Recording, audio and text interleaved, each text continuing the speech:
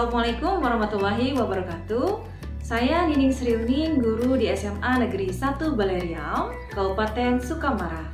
Saya telah mengikuti kegiatan BIMTEK Guru Belajar seri Asesmen Kompetensi Minimum atau AKM jenjang SMA SMK Angkatan 6 yang dilaksanakan pada tanggal 29 Januari 2021 sampai dengan tanggal 2 Februari 2021. Pada kesempatan ini, saya akan melaksanakan kegiatan pengimbasan BIMTEK AKM. Untuk lebih jelasnya, mari kita simak pemaparan materi yang akan saya sampaikan berikut ini. Guru Belajar seri Asesmen Kompetensi Minimum untuk tingkat SMA. 3 tahapan guru belajar seri AKM. Yang pertama adalah tahap orientasi, yang kedua adalah tahap BIMTEK, dan yang ketiga adalah tahap pengimbasan. Kita lihat tahapan yang pertama adalah tahap orientasi. Pada tahap ini, peserta akan mendapatkan pemahaman terkait latar belakang, tujuan umum, kebijakan, dan alur program guru belajar seri asesmen kompetensi minimum. Program ini bertujuan untuk menjawab berbagai persoalan guru dalam menghadapi asesmen kompetensi minimum, di antaranya 1. Berkembangnya miskonsepsi tentang asesmen nasional, 2. Adanya malpraktik pembelajaran dalam melakukan persiapan menghadapi asesmen nasional, 3. Guru belum mengetahui cara membaca hasil asesmen nasional, 4. Guru belum memahami bagaimana menindaklanjuti hasil asesmen nasional. Anda akan melakukan serangkaian kegiatan pembelajaran secara mandiri melalui program pembelajaran otomatisasi dengan alokasi waktu selama 32 jam pertemuan yang dapat Anda atur secara fleksibel.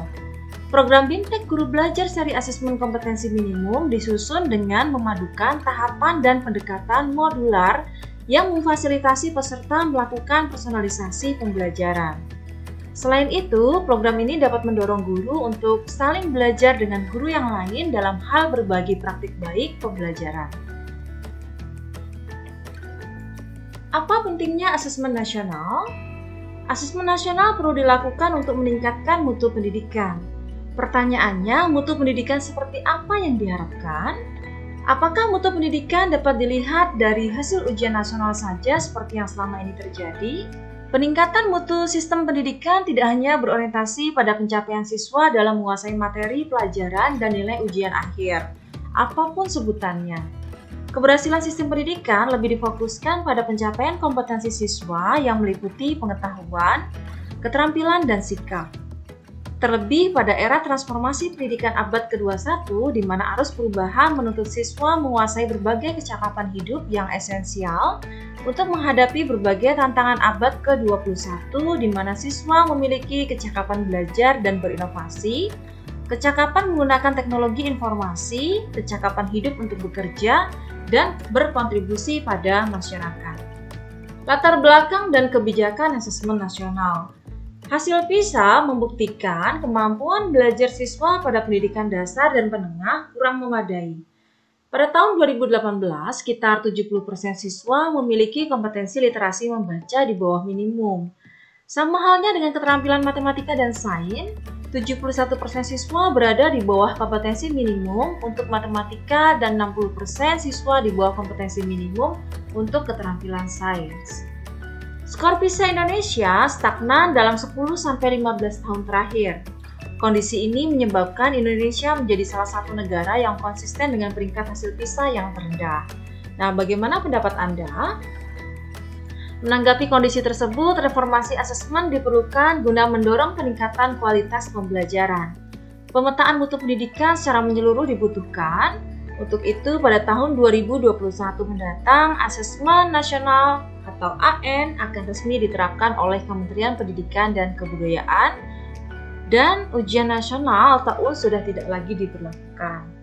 Kebijakan ini ditetapkan berdasarkan hasil koordinasi Kementerian Pendidikan dan Kebudayaan dengan sejumlah dinas dan lembaga terkait. Nah, dalam hal ini, AN diterapkan untuk mengevaluasi kinerja dan mutu sistem pendidikan. Nantinya, hasil asesmen nasional tidak memiliki konsekuensi apapun pada pencapaian proses belajar siswa, namun memberikan umpan balik untuk tindak lanjut pembelajaran dan kompetensi siswa. Kecakapan hidup abad 21 dan profil karakter pelajar Pancasila. Pertanyaannya, bagaimana cara mengukur kompetensi tersebut? Yang menggunakan asesmen nasional. Asesmen nasional diberlakukan sebagai alat ukur untuk mengetahui ketercapaian kompetensi yang harus dikuasai siswa. Asesmen nasional tidak hanya memotret hasil belajar kognitif siswa sebagaimana yang terjadi dalam ujian nasional, namun juga memotret hasil belajar sosial emosional, termasuk di dalamnya sikap, nilai, keyakinan, serta perilaku yang dapat memprediksi tindakan dan kinerja siswa di berbagai konteks yang relevan. Selain tuntutan kecakapan abad 21, profil pelajar Pancasila juga menjadi rujukan pencapaian karakter bagi seluruh siswa di Indonesia. Bahkan, profil pelajar Pancasila ini sudah merangkum serangkaian kecakapan hidup abad 21. Karakter pelajar Pancasila yang ingin dicapai oleh siswa yaitu 1. Beriman dan bertakwa kepada Tuhan Yang Maha Esa serta berakhlak mulia. 2. Berkebinekaan global. 3. Mandiri. 4. Bernalar kritis. 5. Kreatif. 6. Gotong royong. Selanjutnya, kecakapan hidup abad 21 dan profil karakter pelajar Pancasila penting bagi guru dan siswa untuk mengadopsi proses pembelajaran yang berfokus pada pengembangan kompetensi. Pencapaian kompetensi siswa dapat diukur dari pemahaman konsep dan keterampilan menerapkan konsep dalam berbagai konteks. Dengan demikian, siswa tidak hanya menguasai konten semata, tetapi lebih menguasai pemahaman secara mendalam terhadap konsep yang dapat diterapkan di berbagai konteks kehidupan. Hal ini yang diharapkan sebagai peningkatan hasil pembelajaran siswa. Capaian kompetensi siswa secara holistik inilah yang ingin dievaluasi melalui asesmen nasional. Keterkaitan asesmen nasional dengan kecakapan abad 21 dan profil pelajar Pancasila. Bagaimana keterkaitan asesmen nasional dengan kecakapan abad 21 dan profil pelajar Pancasila? Perhatikan penjelasannya pada materi yang telah disediakan berikut ini. Kompetensi siswa meliputi kecakapan hidup abad 21 dan profil pelajar Pancasila. Kemudian terukur melalui asesmen nasional berupa asesmen kompetensi minimal atau AKM, survei karakter, dan survei lingkungan belajar. Selanjutnya, tahapan yang kedua adalah BIMTEK. Program ini akan efektif bila Anda 1. Mengikuti instruksi pembelajaran dengan teliti, 2. Mempelajari secara seksama semua konsep, 3. Mengisi kuis dan diskusi dengan sebenar-benarnya, 4. Melakukan latihan secara mandiri dan berkala. Nah, Anda sudah mengetahui tujuan dan cara efektif mengikuti program.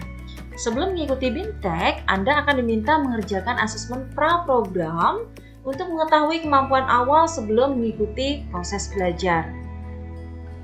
A. Konsep asesmen nasional. Asesmen nasional adalah program penilaian terhadap mutu setiap sekolah, madrasah, dan program kesetaraan pada jenjang dasar dan menengah.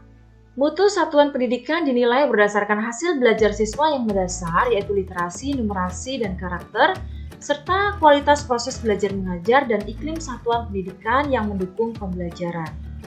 Informasi-informasi tersebut diperoleh dari 3 instrumen utama, yaitu asesmen kompetensi minimum atau AKM, survei karakter, dan survei lingkungan belajar. Yang pertama, asesmen kompetensi minimum atau AKM yang mengukur kompetensi mendasar literasi membaca dan numerasi siswa. 2. Survei karakter yang mengukur sikap, nilai, keyakinan, dan kebiasaan yang mencerminkan karakter siswa. 3. Survei lingkungan belajar yang mengukur kualitas berbagai aspek input dan proses belajar mengajar di kelas maupun di tingkat sekolah. Seiring disosialisasikannya asesmen nasional, telah banyak respon yang disampaikan terkait konsep dan pelaksanaannya. Siswa, orang tua, guru, bahkan kepala sekolah mulai gelisah terkait penghapusan ujian nasional dan pemberlakuan asesmen nasional. Untuk menghindari hal tersebut, pemahaman yang utuh dan menyeluruh mengenai asesmen nasional pun perlu terus disebarluaskan. Tujuan dan manfaat asesmen nasional. Perubahan sistem evaluasi dari ujian nasional ke asesmen nasional merupakan upaya untuk memperbaiki kualitas pendidikan secara menyeluruh. Asesmen nasional dirancang untuk menghasilkan informasi akurat untuk memperbaiki kualitas belajar mengajar yang pada gilirannya akan meningkatkan hasil belajar siswa. Yang pertama, asesmen nasional menghasilkan informasi untuk memantau perkembangan mutu dari waktu ke waktu, kesenjangan antar bagian di dalam sistem pendidikan, misalnya di satuan pendidikan, antara kelompok sosial ekonomi, di satuan wilayah antara sekolah negeri dan swasta, antar daerah ataupun antar kelompok berdasarkan atribut tertentu. Yang kedua, asesmen nasional bertujuan untuk menunjukkan apa yang seharusnya menjadi tujuan utama sekolah, yakni pengembangan kompetensi dan karakter siswa. Yang ketiga, asesmen nasional juga memberi gambaran tentang karakteristik esensial sebuah sekolah yang efektif untuk mencapai tujuan utama tersebut. Hal ini diharapkan dapat mendorong sekolah dan dinas pendidikan untuk memfokuskan sumber daya pada perbaikan mutu pembelajaran. Maka dari itu, hasil asesmen nasional sendiri diharapkan mampu memberikan manfaat bukan sekedar nilai belaka. Pada tahun 2021, Mendikbud telah menyatakan bahwa hasil asesmen nasional dimaksudkan sebagai peta awal mutu sistem pendidikan secara nasional. Asesmen nasional tidak akan digunakan untuk mengevaluasi kinerja sekolah maupun daerah. Selanjutnya adalah manfaat asesmen nasional. Kaitannya dengan infografis tersebut, secara jangka panjang, asesmen nasional memberi kesempatan sekaligus menuntut guru dan sekolah untuk memperbaiki kualitas pengajarannya guna menciptakan siswa yang lebih kompeten. Hal ini terlihat dari penekanan pembelajaran dan asesmen yang lebih fokus pada daya nalar dalam bentuk literasi membaca dan numerasi. Hal ini juga mendorong guru dan sekolah mengubah praktik-praktik pembelajaran lama yang tidak lagi relevan dengan kondisi saat ini. Bagaimana contohnya? Misalnya, guru ingin mengembangkan keterampilan literasi pada siswa. Dalam hal ini, guru perlu memotivasi siswa untuk membaca tidak hanya dari buku teks, tetapi bisa dari berbagai sumber. Guru juga perlu mengajak siswa berdiskusi dan mengevaluasi informasi yang dibaca, tidak sekedar meringkas dan mengulang kembali. Bagaimana dengan keterampilan numerasi? Pada keterampilan numerasi, guru perlu memastikan siswa memiliki intuisi angka atau number sense dan pemahaman aritmatika dasar sejak dini. Guru juga perlu memandu siswa memecahkan masalah terkait numerasi yang terjadi dalam konteks kehidupannya. Hal ini disebabkan masalah yang menuntut diskusi dan penalaran tidak dapat dipecahkan hanya dengan menghafal rumus semata. Membandingkan asesmen nasional dengan ujian nasional. Berikut penjelasan setiap poin pembeda antara asesmen nasional dan ujian nasional. Yang pertama, tujuan penyelenggaraan asesmen nasional dan ujian nasional tidak sama. Seperti yang telah dijelaskan pada topik dan aktivitas sebelumnya, asesmen nasional bertujuan untuk mengevaluasi mutu sistem pendidikan di Indonesia, sedangkan ujian nasional bertujuan untuk mengevaluasi capaian hasil belajar siswa secara individu. Yang kedua, asesmen nasional diberlakukan untuk semua jenjang pendidikan dasar, pendidikan menengah pertama, dan pendidikan menengah atas. Ini termasuk MI, MTS, dan MAN, serta program kesetaraan. Sementara UN berlaku mulai jenjang pendidikan menengah pertama dan atas saja. 3. Asesmen nasional tidak diselenggarakan pada akhir jenjang pendidikan sebagaimana ujian nasional, melainkan di tengah jenjang pendidikan yaitu pada kelas 5, 8, 11. Hal ini dilakukan untuk mendorong guru dan sekolah melakukan tindak lanjut perbaikan mutu pembelajaran setelah mendapatkan hasil laporan AN. Jadi, bukan sekedar untuk mengetahui capaian hasil belajar siswa sebagai salah satu syarat kelulusan. Yang keempat, pada pelaksanaannya, asesmen nasional ini menggunakan metode survei. Metode survei dilakukan dengan mengambil sampel siswa diambil secara acak dari setiap sekolah, berbanding terbalik dengan ujian nasional yang menggunakan metode sensus di mana semua siswa di seluruh Indonesia wajib mengikutinya. Yang kelima, model soal asesmen yang diberikan dalam AN lebih bervariasi bukan sekedar pilihan ganda dan uraian singkat sebagaimana yang diberikan dalam ujian nasional. Yang keenam, salah satu komponen hasil belajar murid yang diukur pada asesmen nasional adalah literasi membaca dan numerasi. Asesmen ini disebut sebagai asesmen kompetensi minimum atau AKM karena mengukur kompetensi mendasar atau minimum yang diperlukan individu untuk dapat hidup secara produktif di masyarakat. Sementara ujian nasional berbasis mata pelajaran yang memotret hasil belajar murid pada mata pelajaran tertentu. Hal inilah yang terkadang memberi kesan mata pelajaran yang penting dan kurang penting dalam pendidikan. Dalam hal ini, AKM memotret kompetensi mendasar yang diperlukan untuk sukses pada berbagai mata pelajaran. 7. Metode penilaian AN dan UN pun berbeda meskipun keduanya berbasis komputer. AN menggunakan metode penilaian computerized multi-stack adaptive testing atau MSAT. MSAT ialah metode penilaian yang mengadopsi tes adaptif di mana setiap siswa dapat melakukan tes sesuai level kompetensinya. Asesmen nasional bukan pengganti ujian nasional. Asesmen nasional lebih memberikan gambaran yang lebih utuh dan luas mengenai mutu pendidikan, bukan hanya secara kognitif, namun juga karakter dan iklim belajar. Evaluasi ujian nasional. Beberapa poin evaluasi berikut ini juga menjadi pertimbangan untuk menghentikan pelaksanaan ujian nasional dan menetapkan penyelenggaraan asesmen nasional. 1. Butir-butir soal UN hanya mengukur kemampuan kognitif siswa, sehingga input dan proses pembelajaran kurang dapat tergambarkan dengan baik. Hal ini belum sejalan dengan tujuan pendidikan yang ingin mengembangkan kemampuan berpikir tingkat tinggi serta kompetensi lain yang relevan dengan abad 21, sebagaimana tercermin pada kurikulum 2013. Harapan untuk mengevaluasi keterampilan siswa dalam menerapkan pengetahuan serta konsep melalui berbagai konteks kehidupan, serta menunjukkan karakter sebagaimana yang diharapkan dalam profil pelajar Pancasila belum lengkap dilakukan melalui UN saja. 2. UN kurang dapat dimanfaatkan guru untuk memperbaiki pembelajaran pada subjek siswa yang sama. Asesmen nasional dirancang untuk memberi dorongan lebih kuat ke arah pengajaran inovatif dan berorientasi pada pengembangan kompetensi, termasuk di dalamnya kemampuan bernalar. 3. UN kurang optimal sebagai alat untuk mengevaluasi mutu pendidikan secara nasional. Hal ini disebabkan UN diterapkan di akhir jenjang pendidikan lebih sebagai assessment of learning yang mengukur capaian akhir, bukan sebagai assessment of core learning yang mengukur proses pembelajaran.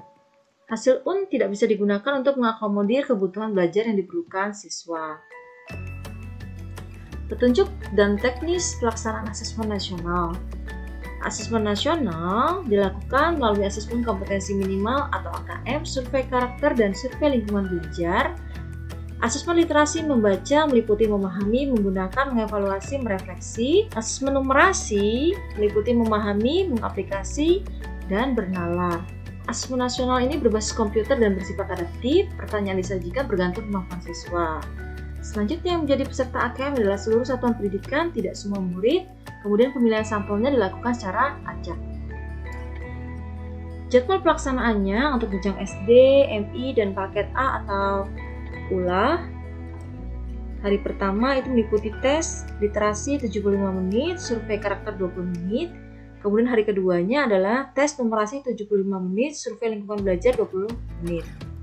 Untuk jenjang SMP, MTS, dan paket D atau WUSPA, serta SMA, SMK, MA, dan paket C atau ULIA, itu hari pertamanya meliputi tes literasi 90 menit, survei karakter 30 menit, kemudian hari keduanya meliputi tes numerasi 90 menit, dan survei lingkungan belajar 30 menit.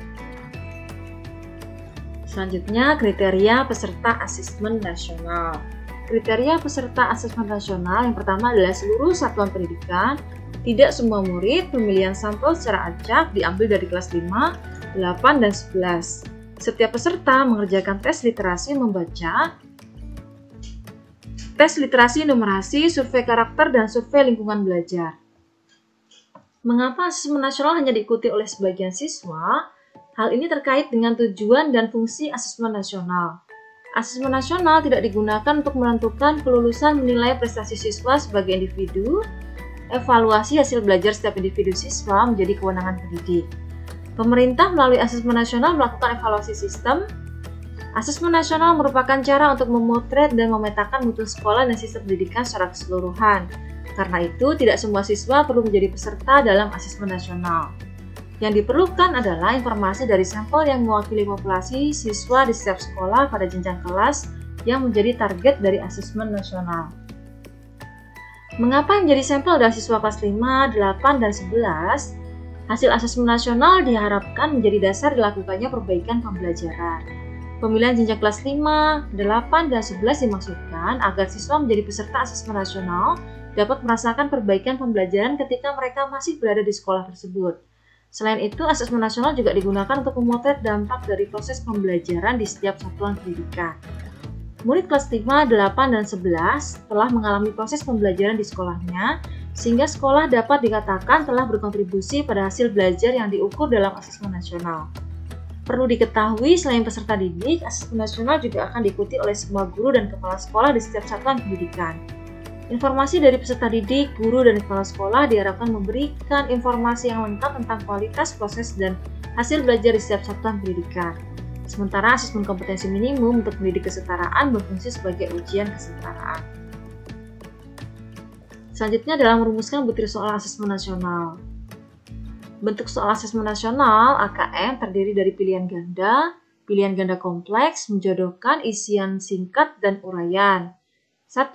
Pilihan ganda, siswa hanya dapat memilih satu jawaban benar dalam satu soal. 2. Pilihan ganda kompleks, siswa dapat memilih lebih dari satu jawaban benar dalam satu soal. 3. Menjodohkan, siswa menjawab dengan cara menarik garis dari satu titik ke titik lainnya yang merupakan pasangan pertanyaan dengan jawabannya.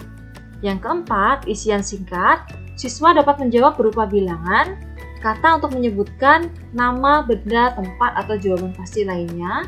Dan yang kelima adalah uraian, siswa menjawab soal berupa kalimat-kalimat untuk menjelaskan jawabannya. Murid kelas 5 akan mengerjakan 30 butir soal untuk mengukur kompetensi literasi membaca dan 30 butir soal untuk mengukur kompetensi numerasi. Sedangkan siswa kelas 8 dan 11 akan mengerjakan 36 butir soal untuk mengukur kompetensi literasi membaca dan 36 butir soal untuk mengukur kompetensi numerasi. AKM dilaksanakan secara adaptif sehingga setiap siswa akan menempuh soal yang sesuai dengan tingkat kemampuan siswa itu sendiri.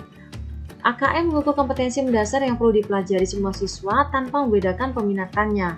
Oleh karena itu, seluruh siswa akan mendapat soal yang mengukur kompetensi yang sama. Keunikan konteks beragam materi kurikulum lintas mata pelajaran dan peminatan tercermin dalam ragam stimulus soal-soal AKM. AKM disusun berdasarkan indikator-indikator kompetensi yang membentuk lintasan kompetensi hasil belajar yang bersifat kontinum. Selanjutnya adalah konsep literasi membaca. Literasi membaca termasuk dalam kompetensi yang paling mendasar yang ingin dievaluasi dalam asesmen kompetensi minimum. Sebelum membahas lebih jauh mengenai asesmen literasi membaca dalam AKM, Bapak dan Ibu perlu meninjau kembali apa yang dimaksud dengan literasi membaca dan menulis. Literasi baca dan tulis adalah pengetahuan dan kecakapan untuk membaca, menulis, mencari, menelusuri, mengolah, dan memahami informasi untuk menganalisis, menanggapi, dan menggunakan teks tertulis untuk mencapai tujuan, mengembangkan pemahaman dan potensi, serta untuk berpartisipasi di lingkungan sosial. Literasi membaca dan menulis tidak seperti sebutannya mencakup kemampuan yang lebih dari sekedar mampu mengeja kalimat dan menuliskannya. Literasi membaca dan menulis perlu dikembangkan untuk mendapatkan pemahaman yang lebih bermakna terkait berbagai cakupan dan konteks kehidupan. Di dalam lingkungan satuan pendidikan, kompetensi literasi yang terus berkembang memungkinkan siswa untuk dapat menggunakannya dalam berbagai mata pelajaran. Selanjutnya mengenal AKM literasi membaca. Dalam penilaiannya, asesmen literasi membaca tidak hanya mengukur topik atau konten tertentu, tetapi berbagai konten, berbagai konteks, dan pada beberapa tingkat proses kognitif. Konten pada literasi membaca menunjukkan jenis teks yang digunakan, dalam hal ini dibedakan dalam dua kelompok yaitu teks informasi dan teks fiksi. Kemudian, tingkat proses kognitif menunjukkan proses berpikir yang dituntut atau diperlukan untuk dapat menyelesaikan masalah atau soal. Pada literasi membaca, level tersebut adalah menemukan informasi, interpretasi, dan integrasi, serta evaluasi dan refleksi. Sedangkan konteks menunjukkan aspek kehidupan atau situasi untuk konten yang digunakan. Konteks pada AKM dibedakan menjadi 3, yaitu personal, sosial, budaya, dan saintifik. Kita lihat komponen AKM literasi membaca. Yang pertama itu adalah konten, ini ya. Ini meliputi teks informasi dan teks fiksi. Teks informasi adalah teks yang bertujuan untuk memberikan fakta, data, dan informasi dalam rangka pengembangan wawasan, serta ilmu pengetahuan yang bersifat ilmiah. Sedangkan teks fiksi itu adalah teks yang bertujuan untuk memberikan pengalaman, mendapatkan hiburan, menikmati cerita, dan melakukan perenungan kepada pembaca.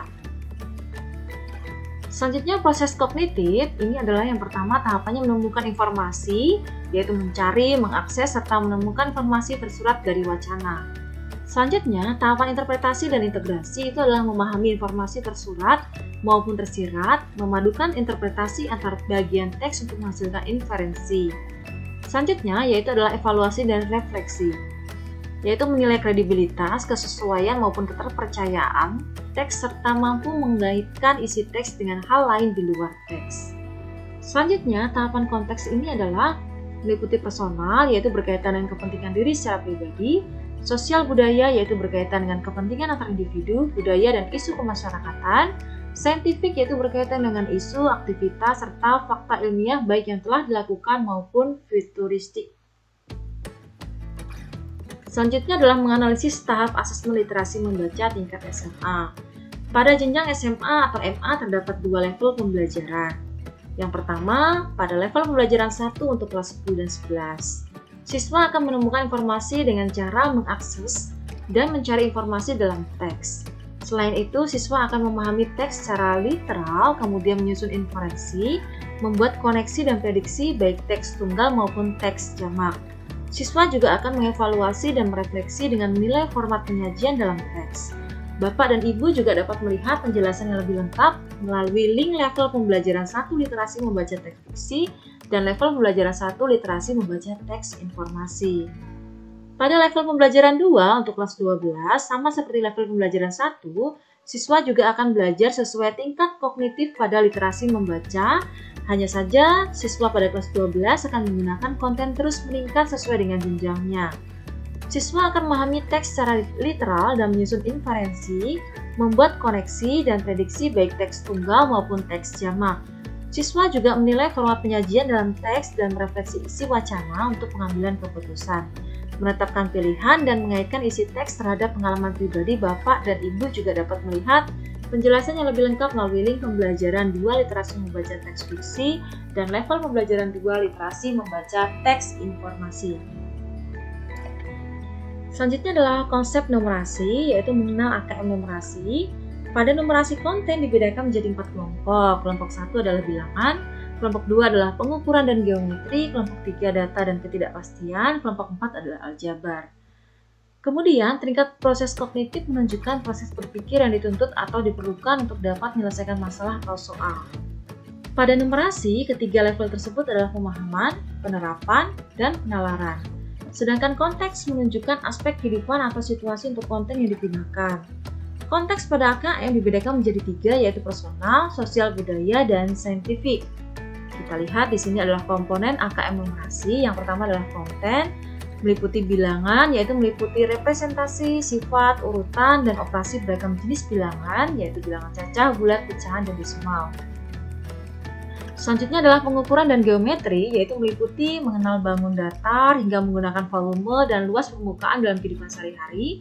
Juga menilai pemahaman peserta didik tentang pengukuran panjang, berat, waktu, volume, dan debit, serta satuan luas menggunakan satuan baku.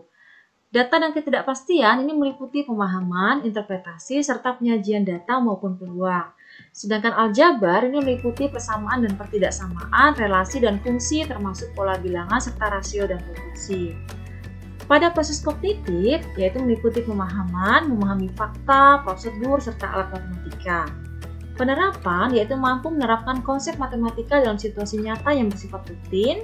Penalaran ini bernalar dengan konsep matematika untuk menyelesaikan masalah bersifat non-rutin. Kemudian untuk komponen konteks ini meliputi personal berkaitan dengan kepentingan diri secara pribadi, sosial budaya berkaitan dengan kepentingan antar individu, budaya, dan isu kemasyarakatan, saintifik berkaitan dengan isu, aktivitas, serta fakta ilmiah baik yang telah dilakukan maupun futuristik. Selanjutnya adalah menganalisis tahap asesmen numerasi tingkat SMA.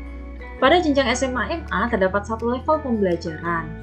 Pada level pembelajarannya terhadap 3 konten yang dipelajari, yakni bilangan, geometri, dan pengukuran, aljabar, serta data dan ketidakpastian. Pada level pembelajaran 1 untuk kelas 10, siswa akan belajar merepresentasikan bilangan cacah, siswa akan mengenal bangun geometri dan pengukurannya. Selain itu, siswa juga akan mempelajari persamaan dan pertidaksamaan bilangan, relasi dan fungsi bilangan, serta rasio dan proporsi. Bapak dan Ibu juga dapat melihat penjelasan yang lebih lengkap melalui link level pembelajaran 1 numerasi. Tahapan selanjutnya yang kelima adalah tindak lanjut, yaitu pelaporan hasil asesmen mengidentifikasi 4 kategori tingkat penguasaan kompetensi. Tahap lanjutan setelah pelaksanaan asesmen kompetensi minimum adalah tahap pelaporan hasil asesmen. Sesuai dengan tujuannya, asesmen kompetensi minimum dirancang untuk memberikan informasi mengenai tingkat kompetensi dasar siswa berupa kompetensi literasi membaca dan numerasi. Dari laporan hasil asesmen kompetensi tersebut, satuan pendidikan dapat melihat tingkat penguasaan kompetensi siswanya. Penguasaan kompetensi literasi membaca dan numerasi siswa dikategorikan dalam 4 tingkatan. Untuk lebih memahami penjelasan kompetensi pada setiap kategori, Anda dapat membaca infografik berikut ini. Yang pertama adalah hasil AKM dilaporkan dalam 4 kelompok yang menggambarkan tingkat kompetensi yang berbeda. Pada literasi, kelompok yang pertama adalah perlu intervensi khusus. Detail tingkat kompetensinya adalah murid belum mampu menemukan dan mengambil informasi eksplisit yang ada dalam teks ataupun membuat interpretasi sederhana. Yang kedua adalah kelompok dasar.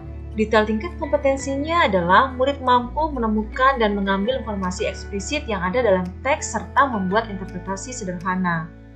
Kelompok yang ketiga adalah cakap. Detail tingkat kompetensinya adalah murid mampu membuat interpretasi dari informasi implisit yang ada dalam teks, mampu membuat simpulan dari hasil integrasi beberapa informasi dalam suatu teks. Kelompok yang berikutnya adalah mahir. Detail tingkat kompetensinya adalah murid mampu mengintegrasikan beberapa informasi lintas teks, mengevaluasi isi, kualitas, cara penulisan suatu teks, dan bersikap reflektif terhadap isi teks. Kemudian, yang numerasi, kelompok yang pertama adalah kelompok perlu intervensi khusus. Detail tingkat kompetensinya yaitu murid hanya memiliki pengetahuan matematika yang terbatas, murid menunjukkan penguasaan konsep yang parsial, dan keterampilan komputasi yang terbatas. Kelompok yang kedua adalah kelompok dasar. Detail tingkat kompetensinya yaitu murid memiliki keterampilan dasar, matematika, komputasi dasar dalam bentuk persamaan langsung, konsep dasar terkait geometri dan statistika, serta menyelesaikan masalah matematika sederhana yang rutin. Kelompok yang ketiga adalah cakap. Detail tingkat kompetensinya adalah murid mampu mengaplikasikan pengetahuan matematika yang dimiliki dalam konteks yang lebih beragam. Kelompok yang terakhir yaitu kelompok mahir. Detail tingkat kompetensinya adalah murid mampu bernalar untuk menyelesaikan masalah kompleks serta non-rutin berdasarkan konsep matematika yang dimilikinya. Tingkat kompetensi tersebut dapat dimanfaatkan guru berbagai mata pelajaran untuk menyusun strategi pembelajaran yang efektif dan berkualitas sesuai dengan tingkat kompetensi siswa. Dengan demikian, teaching at the right level dapat diterapkan. Pembelajaran yang dirancang dengan memperhatikan tingkat capaian siswa akan memudahkan siswa menguasai konsep, keterampilan, dan konten yang diharapkan pada suatu mata pelajaran. Selanjutnya adalah menjelaskan perbedaan pembelajaran berbasis kompetensi dengan berbasis konten. Kompetensi diartikan sebagai kemampuan untuk melakukan sesuatu dengan baik, misalnya mampu melakukan tugas atau pekerjaan secara efektif. Kompetensi juga mencakup pengetahuan dan keterampilan yang dibutuhkan untuk menyelesaikan soal, atau bahkan keterampilan yang jauh lebih besar dan lebih beragam, misalnya pemimpin organisasi. Pada pembelajaran berbasis kompetensi, siswa diharapkan mampu mendemonstrasikan pengetahuan, penguasaan konsep, dan keterampilan dalam dan sebagai proses pembelajaran. Karakteristik utama dari pembelajaran berbasis kompetensi adalah fokusnya pada tingkat penguasaan. Dalam sistem pembelajaran berbasis kompetensi, siswa melakukan pembelajaran sesuai dengan tahapan penguasaan kompetensinya hingga tuntas sebelum akhirnya mampu melanjutkan pada tahap penguasaan kompetensi berikutnya. Sebagai sebuah proses, pembelajaran berbasis kompetensi ini membutuhkan waktu, sehingga sedikit demi sedikit siswa menunjukkan penguasaan pengetahuan konsep dan keterampilan untuk memecahkan masalah, termasuk menunjukkan karakter yang ingin dicapai. Bukan sekedar menguasai konten materi pembelajaran semata. Kekuatan pembelajaran berbasis kompetensi terletak pada fleksibilitasnya karena siswa dapat bergerak dengan kecepatan belajar mereka sendiri. Nah, ini mendukung siswa dengan latar belakang pengetahuan yang beragam, tingkat literasi yang berbeda, dan bakat terkait lainnya. Tantangan pembelajaran berbasis kompetensi bagi guru antara lain adalah kemampuan untuk mengidentifikasi tahapan kompetensi dasar siswa termasuk literasi dan numerasi, namun laporan hasil AKM dapat membantu memetakan tahapan kompetensi siswa. Nah, sekarang kita perhatikan infografik berikut ya. Pembelajaran berbasis kompetensi di sebelah kiri. Nah, yang di sebelah kanan ini adalah pembelajaran berbasis konten. Pada pembelajaran berbasis kompetensi, ini berpusat pada kebutuhan, sedangkan pembelajaran berbasis konten ini berpusat pada materi pembelajaran. Yang kedua, Pembelajaran berbasis kompetensi ini belajar untuk pemahaman konsep dan keterampilan, sedangkan pembelajaran berbasis konten ini belajar untuk cakupan materi. Selanjutnya, pada pembelajaran berbasis kompetensi ini menunjukkan kinerja dengan menerapkan konsep, sedangkan pada pembelajaran berbasis konten ini adalah menjawab serangkaian pertanyaan tes berdasarkan topik. Selanjutnya, pada pembelajaran berbasis kompetensi ini, pembelajaran terkait dengan konteks kehidupan nyata siswa, sedangkan pada pembelajaran berbasis konten ini, pembelajaran kurang atau tidak terkait dengan konteks kehidupan nyata siswa. Kemudian yang terakhir adalah pembelajaran berbasis kompetensi ini orientasinya pada proses dan penguasaan kompetensi, sedangkan pada pembelajaran berbasis konten ini orientasinya pada nilai akhir. Selanjutnya adalah analisis kategori penguasaan kompetensi untuk tindak lanjut pembelajaran. Tidak semua siswa akan mencapai level mahir dalam waktu yang bersamaan. Akan tetapi, setiap usaha dan proses yang dilakukan siswa untuk mencapai level yang lebih tinggi tentu akan menunjukkan peningkatan kinerja siswa, di mana siswa menjadi lebih fasih dan terampil. Kefasihan mengacu pada kelancaran mereka dalam melakukan pekerjaannya. Siswa menjadi lebih yakin pada kemampuannya jika siswa dapat naik level penguasaan yang lebih tinggi. Keterampilan mengacu pada kemampuan untuk beradaptasi dan bereaksi terhadap situasi baru untuk bergerak dengan cepat berdasarkan informasi baru. Setiap kategori tingkat penguasaan kompetensi, sebagaimana telah dibahas pada aktivitas sebelumnya, tentu memiliki kebutuhan dan pendekatan tersendiri. Sebelum menentukan tindak lanjut yang tepat, guru perlu menganalisis setiap kategori kompetensi siswanya. Penjelasan ini diadaptasi dari penjelasan tahapan penguasaan Mas Rosenberg tahun 2012, jadi silakan membaca dan mencermatinya. Yang pertama adalah perlu intervensi khusus. Kita lihat di sini ada analisis yang pertama adalah kebutuhan. Sebagai pemula, siswa biasanya memiliki persyaratan belajar yang sama dan perlu mempelajari keterampilan dan konten yang sama. Kemudian, cara formal atau informalnya, para pemula membutuhkan strategi belajar yang lebih formal dan instruksional yang memberikan pengalaman dan kesempatan belajar yang serupa kepada semua siswa pemula. Kemudian, struktur pembelajarannya adalah konten pembelajaran untuk pemula yang bersifat mendasar. Meskipun demikian, kunci pembelajaran terletak pada alur pengajaran yang intensif dan program yang terstruktur. Kemudian pendekatan yang digunakan adalah training atau pelatihan intensif. Kemudian tahapan yang kedua adalah dasar. Kebutuhannya adalah siswa mulai kompeten dan berusaha untuk mengasah keterampilan mereka saat mereka merasa nyaman.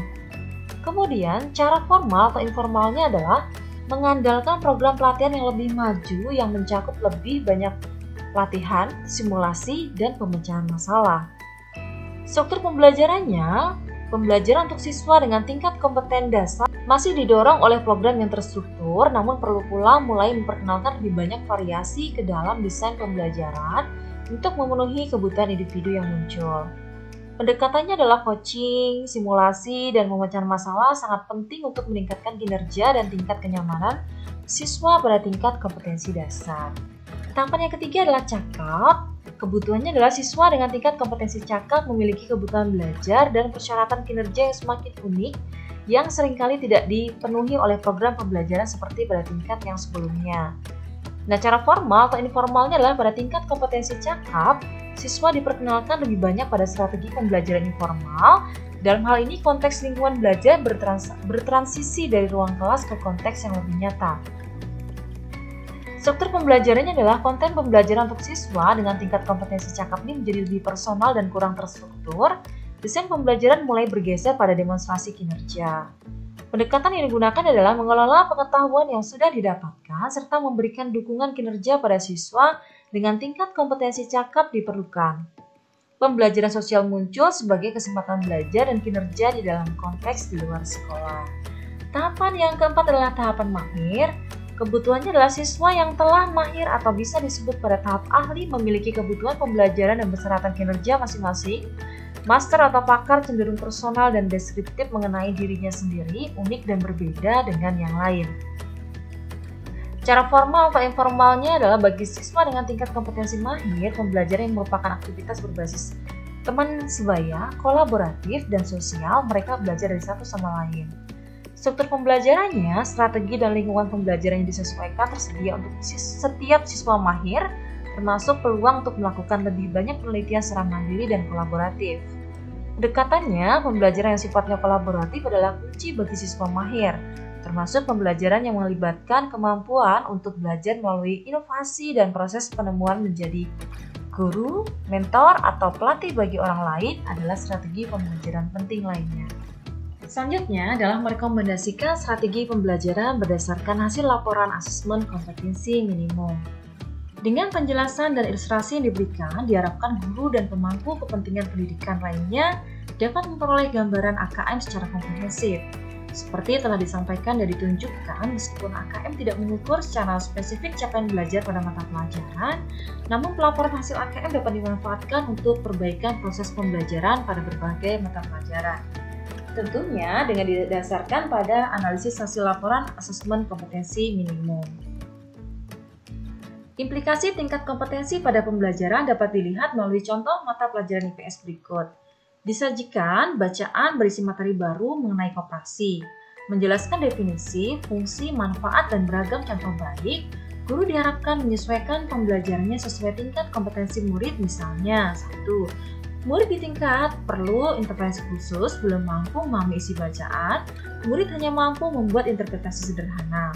Guru IPS tidak cukup bertumpu pada materi bacaan tersebut.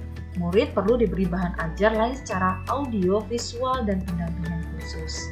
Kemudian yang kedua, murid di tingkat dasar telah mampu mengambil informasi dari teks namun tidak memahami secara utuh isi topik koperasi. Murid dapat diberi sumber belajar pendamping dalam bentuk catatan singkat atau simpulan untuk pemahaman yang utuh. Yang ketiga, murid di tingkat cakap mampu memahami dengan baik isi teks mengenai koperasi, namun belum mampu merefleksi. Murid dapat diberi pembelajaran identifikasi kondisi lingkungan murid, mengaitkan dengan fungsi dan manfaat koperasi. Yang keempat, murid di tingkat mahir mampu memahami isi bacaan dan merefleksi kegunaan koperasi dari teks yang diberikan oleh guru. Guru dapat melakukan pembelajaran berupa menyusun beragam strategi pembelajaran koperasi. Berikutnya adalah segitiga belajar, yaitu meliputi kurikulum, asesmen, dan pembelajaran. Peran utama asesmen harus dilihat sebagai bagian dari proses pembelajaran yang utuh. Kerangka yang sering digunakan adalah segitiga belajar yang mengaitkan antara asesmen, kurikulum, dan pembelajaran. Segitiga belajar membantu kita tidak melihat asesmen, kurikulum, dan pembelajaran sebagai aspek yang berdiri sendiri. Guru dan pemimpin sekolah dapat melakukan penyelarasan antara tiga aspek yang menentukan pengalaman belajar murid. Kita perhatikan ini adalah segitiga belajar meliputi asesmen, pembelajaran, dan kurikulum. Nah, dalam segitiga belajar, maka makna masing-masing segi adalah sebagai berikut. Pertama, kurikulum. Itu adalah seperangkat kompetensi yang penting dikuasai murid dengan menggunakan cara belajar dan asesmen tertentu. Pengembangan kurikulum selain mengacu pada tantangan dunia nyata, hendaknya mengacu pada hasil asesmen dan refleksi praktek pembelajaran. Yang kedua adalah pembelajaran. Serangkaian aktivitas yang dirancang dan dilakukan di ruang kelas berdasarkan kompetensi awal murid yang diketahui dari hasil asesmen dan untuk mencapai sasaran kompetensi yang ditetapkan dalam kurikulum. Pembelajaran memadukan informasi dari asesmen dengan informasi dari kurikulum, keseimbangan antara paduan tersebut yang akan menghasilkan pembelajaran yang optimal. Selanjutnya, asesmen itu adalah proses mengumpulkan, menganalisis, dan melaporkan sejumlah informasi yang terkait pencapaian kondisi murid dan penguasaan suatu kompetensi tertentu.